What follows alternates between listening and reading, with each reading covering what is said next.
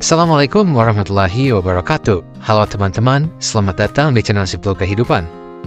Hari ini kita akan membahas sesuatu yang sering kita alami dalam kehidupan kita, yaitu perasaan terjebak atau tidak puas dengan apa yang kita miliki. Tapi jangan khawatir, karena dalam Islam ada banyak pelajaran dan motivasi yang dapat membantu kita mengatasi perasaan tersebut. Apa sajakah itu? Mari kita mulai. Yang pertama adalah refleksi diri. Pertama-tama, penting untuk merenungkan apa yang membuat kita merasa terjebak atau tidak puas. Apakah itu karena kita membandingkan diri dengan orang lain? Atau mungkin karena kita tidak bersyukur dengan apa yang telah kita miliki? Introspeksi diri adalah langkah awal yang penting untuk memahami akar dari perasaan tersebut. Refleksi diri dalam Islam melibatkan evaluasi mendalam terhadap hubungan kita dengan Allah, perilaku kita terhadap sesama, dan kesetiaan kita terhadap ajaran agama. Hal ini melibatkan introspeksi untuk memahami sejauh mana kita telah mempraktikkan nilai-nilai Islam dalam kehidupan sehari-hari. Sejauh mana kita telah bersyukur atas nikmat yang telah diberikan Allah kepada kita. Dan seberapa baik kita telah mengendalikan hawa nafsu serta emosi yang negatif seperti iri hati, kemarahan, dan keserakahan. Refleksi diri dalam Islam juga mencakup permohonan ampun kepada Allah atas kesalahan dan dosa yang kita lakukan, serta tekad untuk memperbaiki diri dan mendekatkan diri kepada Allah. Yang kedua, bersyukur. Salah satu ajaran utama dalam Islam adalah bersyukur atas segala nikmat yang diberikan Allah. Mulailah menghargai hal-hal kecil dalam hidup, seperti udara yang kita hirup, makanan yang kita nikmati, dan orang-orang yang ada di sekitar kita. Dengan bersyukur, kita akan melihat betapa berlimpahnya nikmat yang telah diberikan Allah kepada kita. Bersyukur dalam Islam adalah sikap menghargai dan mengakui segala nikmat yang diberikan Allah kepada kita, baik yang besar maupun yang kecil. Ini melibatkan kesadaran bahwa setiap hal yang kita miliki, termasuk kesehatan, rezeki, keluarga, dan kesempatan, merupakan anugerah darinya yang patut disyukuri. Dalam Islam, bersyukur juga berarti menggunakan nikmat tersebut sesuai dengan kehendak Allah, menjadikan setiap tindakan sebagai wujud syukur atas karunia-Nya, dan tidak melupakannya. Dalam setiap langkah kehidupan kita, Allah Subhanahu wa Ta'ala berfirman dalam Al-Quran, "Maka nikmat Tuhanmu yang manakah yang kamu dustakan?" Quran Surat Ar-Rahman ayat ke-13. Oleh karena itu, bersyukur dalam Islam adalah kunci untuk mendapatkan lebih banyak keberkahan dan ridho dari Allah Subhanahu wa Ta'ala. Yang ketiga, menerima takdir.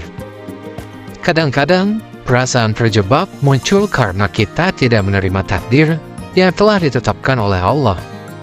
Ingat, bahwa setiap cobaan yang kita alami adalah bagian dari rencananya yang lebih besar.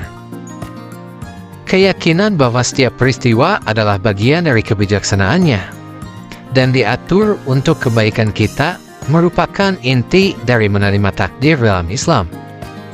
Di dalam Al-Quran, Allah Subhanahu wa Ta'ala berfirman, "Dan mungkin kamu membenci sesuatu padahal ia baik bagimu, dan boleh jadi kamu menyukai sesuatu padahal ia buruk bagimu. Allah mengetahui sedang kamu tidak mengetahui." Quran Surat Al-Baqarah ayat ke-216. Ayat ini mengajarkan kita untuk mempercayai bahwa Allah sebagai Sang Pencipta mengetahui apa yang terbaik untuk kita, meskipun kita tidak selalu memahaminya.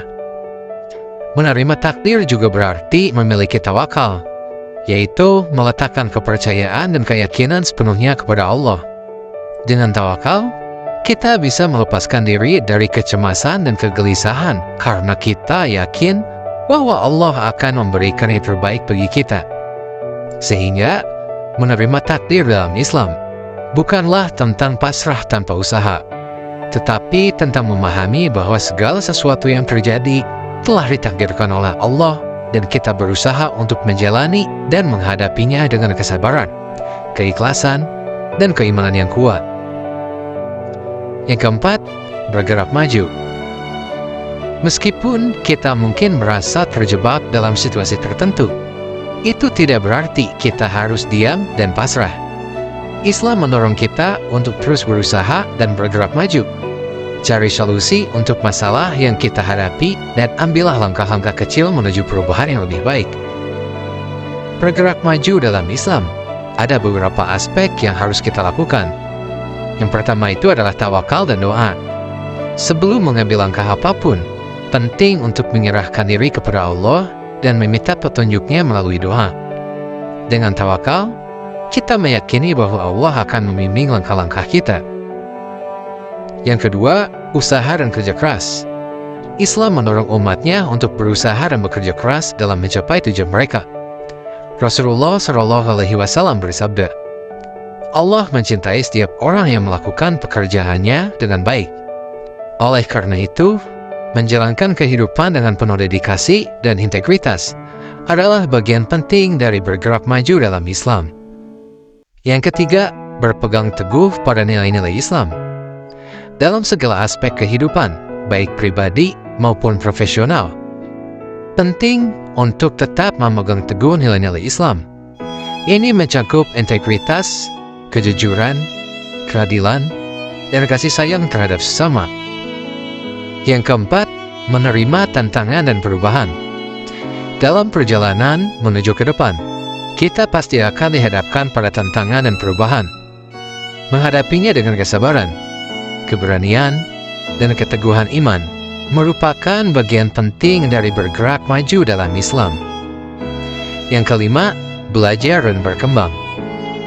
Islam mendorong umatnya untuk terus belajar dan berkembang, baik secara spiritual maupun intelektual. Mencari ilmu dan meningkatkan keterampilan adalah bagian dari tanggung jawab sebagai seorang hamba. Dengan menggabungkan tawakal, usaha, integritas, kesabaran, dan keberanian, umat Islam dapat termasuk bergerak maju dalam kehidupan mereka untuk mencapai kesuksesan dunia dan akhirat yang berkelanjutan. Jadi teman-teman, mari kita bersama-sama belajar untuk mengatasi perasaan terjebak atau ketidakpuasan dalam hidup kita dengan memahami ajaran serta motivasi yang diberikan dalam Islam. Semoga kita semua bisa menemukan kesejahteraan dan kebahagiaan sejati di dalam hidup kita masing-masing. Amin ya Allah ya Rabbal Alamin. Saya tutup video ini. Billahi taufiq wal hidayah. Wassalamualaikum warahmatullahi wabarakatuh.